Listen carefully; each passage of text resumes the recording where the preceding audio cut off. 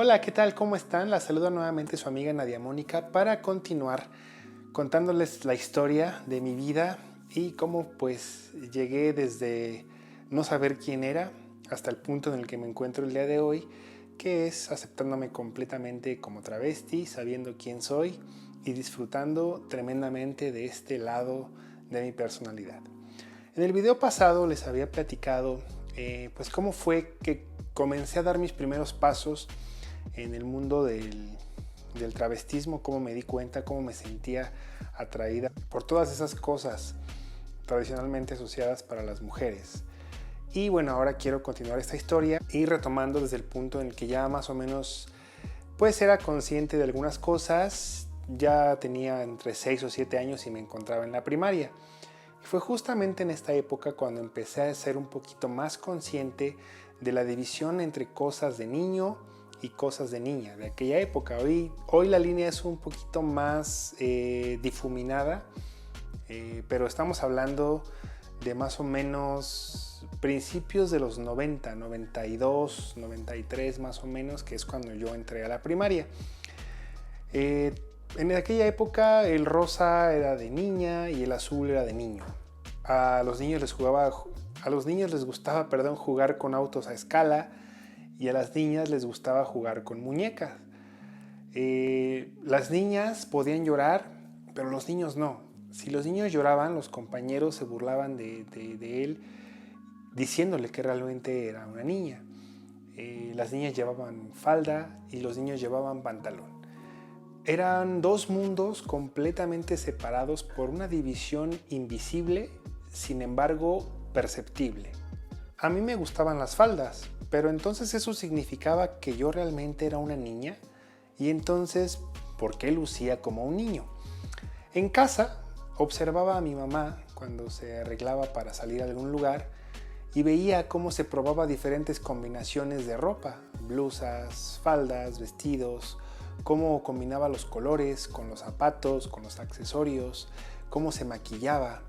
En cambio, lo contrastaba con mi papá y él lo único que hacía era ponerse una camisa, un pantalón y ya, eso era todo, se acababa el problema. Entonces en mi mente yo pensaba, ¿por qué las mujeres se aplican productos para mejorar su imagen y los hombres no? ¿Por qué existe esa diferencia entre ambos géneros? Esta fue una época de muchísima confusión para mí. Yo creo que la época de mayor confusión para mí. No sabía quién era. Yo no me sentía en mi interior como una niña, pero sí que veía que me atraían todas esas cosas que comúnmente se asociaban con ellas, como la ropa, los zapatos, el maquillaje. Yo, por ejemplo, en la escuela no podía traer el cabello largo, ni usar broches o moños, ni mis calcetines tenían holanes. Sin embargo, yo quería todas esas cosas, yo quería utilizar esas cosas. Quería ser capaz de arreglarme el cabello, de peinados bonitos, de adornarlo, de traer esos zapatos escolares de mujer que son tan característicos. De vuelta en la escuela, también fue en esta época en donde fui aprendiendo las bases de la familia.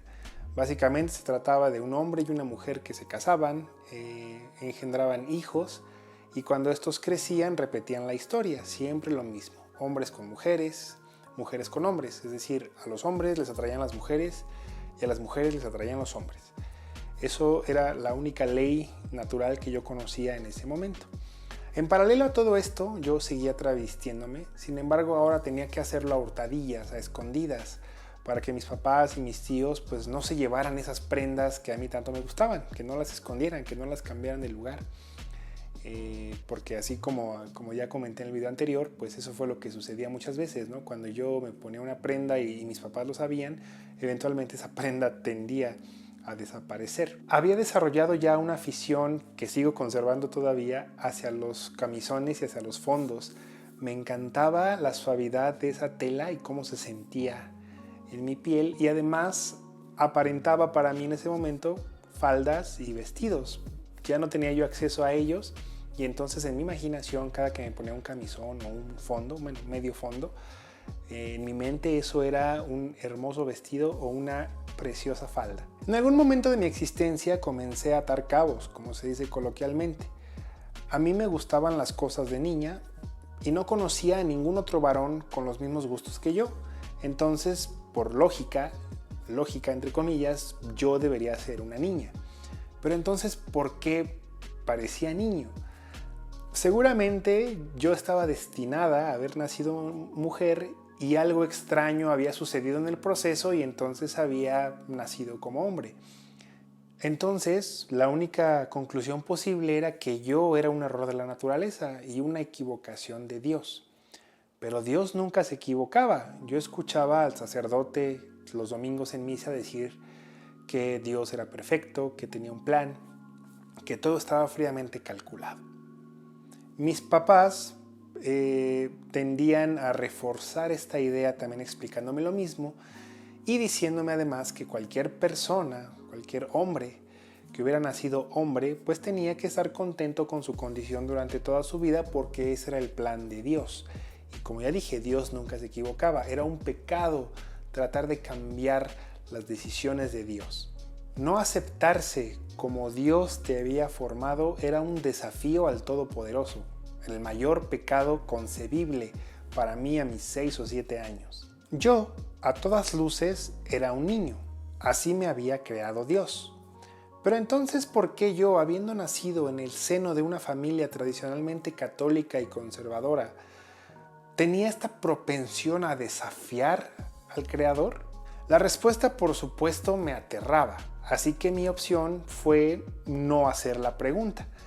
Y lo que hice fue quedarme con mis dudas, no expresárselas a nadie por temor a la reacción, por temor a lo que me fueran a decir, y entonces tratar de responderlas simplemente a través de la observación de mi entorno social. El panorama lucía de la siguiente manera para mí. Sabía que a las mujeres les gustan los hombres y viceversa. A mí me gustaba vestirme y sentirme como una mujer. ¿Cuál era la única conclusión posible? Que tenían que gustarme los hombres. Y encima de todo esto, era un pecador. Hasta aquí les voy a dejar esta historia para continuar en el siguiente video. Y bueno, espero que les esté llamando la atención, que les esté causando interés. Si hay alguien que se identifica con mi historia, por favor déjenmelo saber en los comentarios.